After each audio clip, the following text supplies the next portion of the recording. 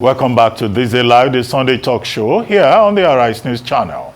With me, I have Professor Bola Akinterinwa, Professor of International Relations at the Achievers University, Owo, Ondo State. Professor David Aworawo, Professor of International Relations and Strategic Studies at the University of Lagos. And also joining us today is Ambassador Ayo Olukanmi, former Nigerian High Commissioner to Australia with concurrent accreditation to New Zealand, Papua New Guinea, Fiji, and Vanuatu, and a former Director General at the Nigerian Association of the Chambers of Commerce, Industry, Mines, and Agriculture, NASIMA. Gentlemen, thank you very much for joining us today on This Day Live, the Sunday talk show. Well, quite a number of issues on the table. The case in the U.S. District Court tomorrow between Atiku Abubakar and President Tinubu, the fee hike for university students, the decision of the federal government to increase university lecturers' salaries, and I think Professor Aworawo must be jubilating that the arrears have been backdated to January 2023, and then also the issue about labor, saying that a total and indefinite strike may be declared on Tuesday. The ultimatum given to the federal government having expired. Professor Akinterinwa, let me start with you quickly so that you can touch some of the issues. Okay, let's begin on a lighter note. I agree with your submission, and therefore against the labor union leader, Joe Ajaero, when you did say that the strike, the warning strike of September 5, September 6 was partial, he expressed surprise. He did say no, compliance was to the tune of about 80%. And he was quarreling with the fact that you described that as partial. I am resubmitting your position that even if compliance was to the tune of 80%, the success is still partial. What will not be partial is when you have 100% intake. Second point, the issue of this strike clearly shows that our government, to say the least and to give them due respect, they are at best irresponsible. I cannot understand how notice will be given. First time, second time, you are giving another 21-day ultimatum. The government is now saying they are ready to discuss on Monday, that is tomorrow, when the strike is scheduled to take off. It doesn't show any seriousness of purpose. Let's go to Femi Falana on the issue of the court possibly hearing the case in the United States. You see, I can understand how the senior advocate of Nigeria wouldn't want to make any prejudicial statement here in Nigeria. Your question was voyage of discovery, whether the newly discovered hard points could be exported to Nigeria for possible consideration. Now, he says, well, it's still the same thing. We will not be able to make any pronouncement. If University of Chicago says that PBAT, President Bola Tinubu, was their student, fine. What really is the problem if you did attend a school and that one will not be injurious to the public? Now, as a public official, if you want to go to the public, there is nothing like secrecy in your life. Everybody must have access. I'm happy that at least the controversies surrounding whether he attended or he didn't attend or whether the name he bears is that of a woman, let the university clear this for his own record. So I think that the mere fact that he went there and passed out should not be any difficulty. There is nothing like a privacy in that case. Let the truth be told once and for all. You know, Femi Falana talked about the government not having any right to commercialize education, using the constitution to justify that. And he even referred to the 1992 case that ASU won the case, that 3% of the profit of all these companies, registered companies operating in Nigeria. What is happening to it? We are not having much from that. And he's recommending that government, under normal circumstances, you summon courage, have the political will to, you know, get money from this source and then fund education. He even talked about the case whereby 60 billion, or I cannot remember precisely, owed or not paid by all these companies. I quite agree with him that emphasis should be laid on this so that education will not be commercialized and we will have good money for them. Perhaps more importantly, we have Ambassador Osman Sarki. He raised 2 or 3 basic points that are fundamental. He talked about UN reform. He did say that in some areas there have been successes recorded. In some areas they are not. You see, the issue, the successes Ambassador Sarki is talking about, they are reforms that are at best irrelevant. The reform we are talking about, which really gives concrete meaning to democracy, they are not addressing that one.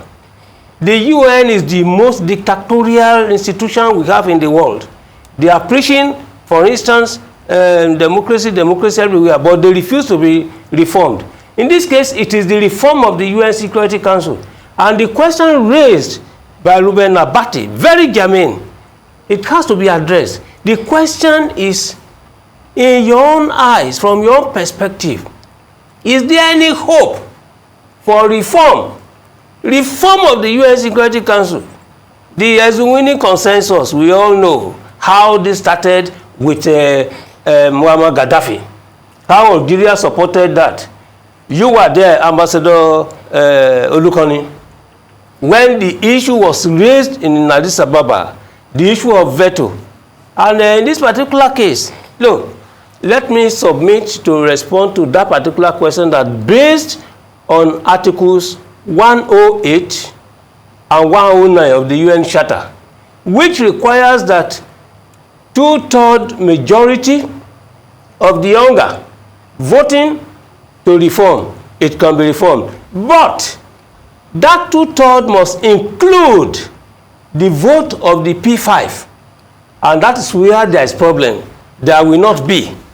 Well, okay, let me just stop there for others to speak. Let me bring in Professor Aworawo, who is going to get salary arrears from January 2023, and who can also help us address the issue of students. Allow less than 1 minute? Let me make the last point there. No, I'll come back to you. Okay. I'll come back to you. Professor Aworawo. Well, naturally, I will start with education. Let me start with the salary increase that so much noise has been made about. The increase reflects 35% for some categories, 25% for other categories. Let me also just quickly add that the committee, the Nimibris committee that met, that was negotiating with ASU on behalf of federal government, actually recommended 200%. 200% was recommended. So if they give 35%, from a recommendation of 200% that their own representative presented, it tells you where we are. The increase raises my salary from $414,000 to about $500,000. So from about $420 to about $500 That is what it raises to. So you see why I will not jubilate. It is more than infinitesimal. Because people say, oh, why are you talking about dollars? If I want to go abroad, last time I went to the UK, my ticket was less than 300,000. The ticket now is about 1.8 million. So That's there is economy class. Yeah, economy class. Professor, you can say that again. So if somebody says, oh, why are you talking about dollar? I must talk about dollar because virtually everything we do, dollar comes to play. So we thank the government for what it has done. The Buhari government was a disaster, did nothing, or just self-centered. This one, at least, only a few months in place. I mean, something has taken place. More will take place. We know that President Tinubu is education friendly. So we thank the government for what has happened, but it is not yet uhuru, as we say. Now, for increase in school fees, yes, I agree totally with Falano, San, on this matter. Education, people are being priced out of education. Like we have said several times, whether you call it charges, dues, whatever name, by the time it tells a student to come and pay 140,000, 150,000, and he cannot afford it, he will drop out. And this, unfortunately, is not even limited to universities. It goes down to the primary level. And recall that we already have 20 million out of school children. What that means is that number will likely expand. Investment in education is one of the best investments with the highest return on investment. It is established across the world. So what government needs to do is to make money available to education at all levels, such that the increase that schools will charge will be minimal. Actually, government has said that no university, no school should charge anything more than what they've been charging before. But the vice chancellors are defying government, because if you say don't charge and you are not making money available, then the schools will shut down. So when government says don't charge fees by any name, by other any guys, government should accompany that by making money available so that schools will not shut down. That is what we are recommending. The Buhari government, the Tinubu government, of course, they tend to follow the Aworawo philosophy. And the Aworawo philosophy is about free education. More money should be made available to education so that our children will not drop out of school from the primary to the highest. And I want to say this. As far as the minister is concerned, the minister should quickly, convene a summit on education with all the commissioners of education in the country present and all other stakeholders, so that these 20-something million out of school children, this issue can be addressed. No government, no country has this large number of people out of school that progresses. This has to be addressed, generally and frontally by all levels of government, so that in future we won't have a crisis. Then for the UN, President Tinubu said all the things that are required for him to say.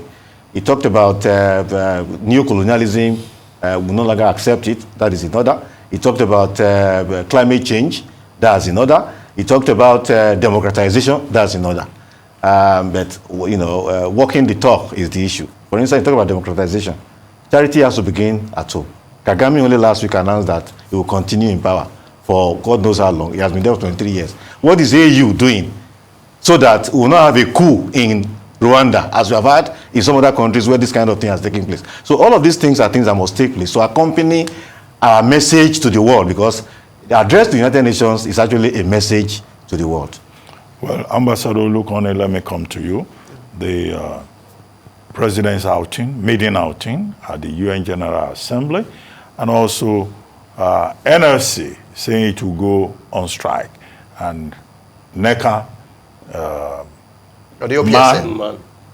saying, look, this will impact negatively on the economy. Private sector. Yes. Well, thank you very much.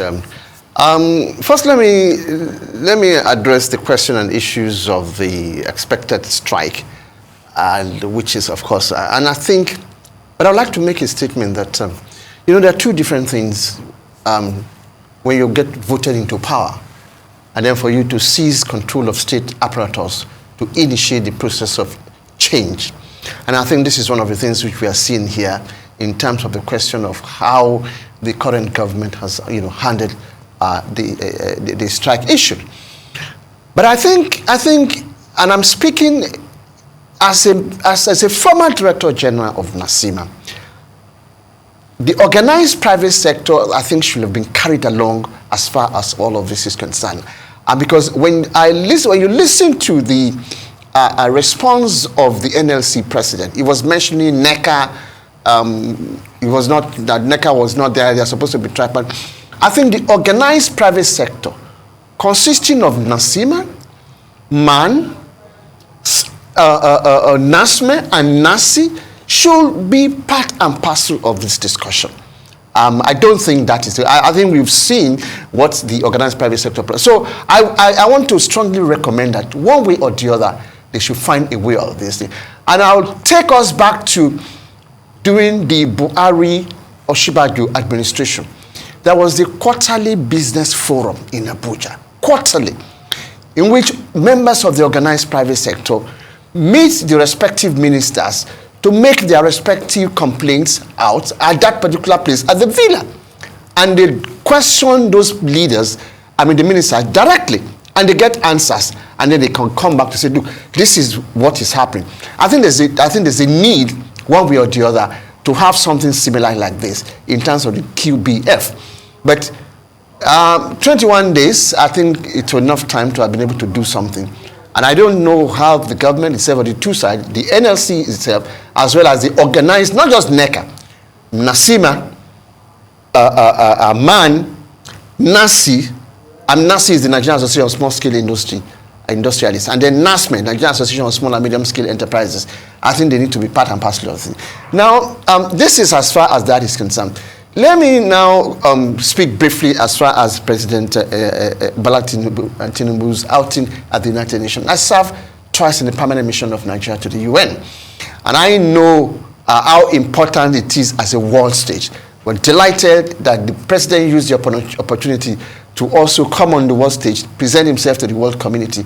And then, of course, I think Professor Aworawo had made mention of the question and the various issues which is touch climate, development issue, as well as existential issues like climate change. And then, of course, the whole question of the SDGs themselves. I'm delighted as the SDG. But, when it comes to the United Nations, you discuss and negotiate resolution. The most important thing is implementations of those resolutions. And I want to say that, it takes 3 months. Now that President Bola Tinubu has, of course, presented the agenda and touched all those issues, it is left for the Nigerian delegation to now turn most of those things into resolutions, which can be put in this place. Like I said, it is between now, September and December. So the real work will start when the ministers and others depart. So that is why it is necessary to ensure that those issues raised by Mr. President find their way into the respective resolution which the General Assembly will adopt. And when they are adopted, they now send them back and request states to. So this is it. The statements are, it is there, it's good, but it is important to. Finally, the UN reform, which Professor Akinterinwa mentioned, we've been on it forever. I served in 3 of the UN headquarters. I served in Nairobi, I served in Vienna, and also the question of the structure of the security, that the world which gave birth to the United Nations in 1945 is no longer the same world. It is not. New powers have emerged. And Africa, of course, we are in the Security Council, but as a non-permanent member. So this is why the demand for the Security Council will continue. And I think, for strategic reason, perhaps it is important for Nigeria to be a member back in the Security Council, to be able to... Not just member, permanent member. Well, what I'm saying is that, you see, when you have been a non-permanent member 3 times. Prof, let me share my practical experience. When you're in the Security Council as a non-permanent member, the 15 members, when they want to discuss issues, after the open discussion with the non-permanent members, they now say the Security Council will now go into a closed session. When they say they are going to a closed session in some of those meetings and they are taking a key decision, the remaining 8 are asked to please kindly excuse them. We'll just have a break. So it's only 5 people that will come in. So the point and issue is the discussion should continue for a reformed Security Council. Don't let us say that it will not come. If it does not come this year or next year or down, the demand should continue in terms of, in fact, that is where I think democracy is self-reflected, and genuine democracy will start. Okay, just before in terms of the, back to you, Professor Akinterinwa, let's take this final subject, which Professor Aworawo already alluded to. Rwandan President Paul Kagame says for the first time he plans to run for a fourth term in office in 2024. Kagame, who became president in the year 2000, is eligible to continue in office for another decade after a constitutional amendment in 2015 changed term limits that will have forced him to step down 2 years later. He was asked in an interview with the Pan-African Jeune Afrique magazine published on Tuesday about his intentions for next year's election. Kagame won the last election in August 2017 for a 7-year term with 98.63% of the vote, according to the Electoral Commission. Kagame has won international acclaim for presiding over peace and economic growth since the end of the 1994 genocide, in which an estimated 800,000 ethnic Tutsis and moderate Hutus were killed. But he has faced mounting criticism for what human rights groups say the suppression of political opposition and the mustling of independent media. I come back to you very quickly as we spend the remaining minutes on this subject. Okay, very briefly, because Ambassador Sarki raised one important point. You asked, why was it that the timing of a speech delivery by President Tinubu was in odd hours, to quote you. And Ambassador Sarki rightly explained to an extent. I only want to add a footnote to it to say, look, you can negotiate the timing, but to a limited extent, you are here to justify that. They had a standard principle, both for sitting, 10 minutes. And then, yes, both for sitting and timing of speaking. Brazil has always been listed to be the first to speak, simply because Brazil was not accepted to be a P5 in 1945. That one is there. The second point there is that, look, you can negotiate, and you have rightly pointed out to that. But why it will be difficult, I will put the question to you. We have Minister of Foreign Affairs now, but we don't have any Minister of State. So you must have our minister to deal with bilateral questions and another one to deal with multilateral questions. One minister cannot do all these things. That's why they cannot easily follow up. Now on the last issue of Rwanda, please, the issue is this. How do we define an unconstitutional change of government? What is coup d'etat? African Union is now saying that when you manipulate the constitution to extend your something is now coup. But in the context of Rwanda, during the interview that barrister, quote and unquote, to Ruben Abati has just said now, he said that Rwanda, the president is going for 4th term. True. The interview he referred to, he said those who are complaining, that is their own problem, but that is not his own problem. His own problem is that his people want him. And for as long as he's voted for every time, 98%, what is the headache? This is the issue.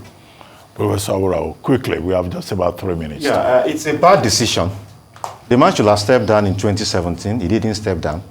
United States condemned it vehemently. The African Union never did. You recall also that Kagame was vice president to Bisimungu, who took over after the genocide in July 2004 until 2000. And even during that time, it is stated that he was virtually the one in power, and that Bisimungu was pushed out literally by him. So he has been in power for eternity. that's what I'm saying, that, you know, when the coup took place in Gabon the other time, he tried to reshuffle the military and all that, of course, which means that he panicked. The African Union should be more firm in getting all of these leaders who have tendencies towards Caesarism to go, so that when coups take place, they won't have a basis to say, oh, there was a civilian coup before there was a military coup. Macky Sall of Senegal, you know, wanted to do that, but he retracted. We were expecting that Kagame would do that, but he hasn't done that.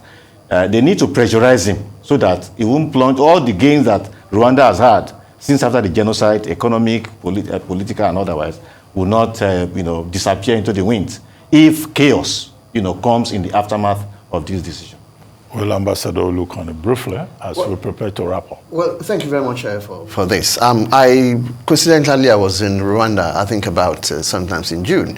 And of course, one must say that one must comment what the Kagame government and the country has been able to do, rising from the ashes of genocide to build the kind of country which they have built, and attracting investors. And ironically, I even find Nigerians who are going to the place to go and invest. I should not mention names in here. It's not only Kagame that has done it. I think Museveni in Uganda also did that in terms of changing the constitution. But if you're looking at the question and issues of legality itself, once the people approve the change of constitution and allows the president to continue, I don't think there is any problem in that. But the issue which I want to raise here is that the question of the need to raise new generation of people and leaders to continue is key. And I think this is one of the things that will face Kagame himself under this fourth term. And I sincerely hope it is going to be one he's doing, to raise people who will continue. Because, I mean, if anything happens to a leader, what happens in terms of continuation? So I think these are issues which, of course, I think the Kagame in his own mind and agenda should, of course, see in terms of what's to be done, in terms of people who will continue with the vision. Thank you very much, Ambassador Ayo Olukanmi, Professor David Aworawo, and Professor Bola Akinterinwa. You've been watching This Day Live, the Sunday talk show, here on Arise News. I'm Ruben Abati. From my entire team here in Lagos, it's bye for now, and thank you very much for watching.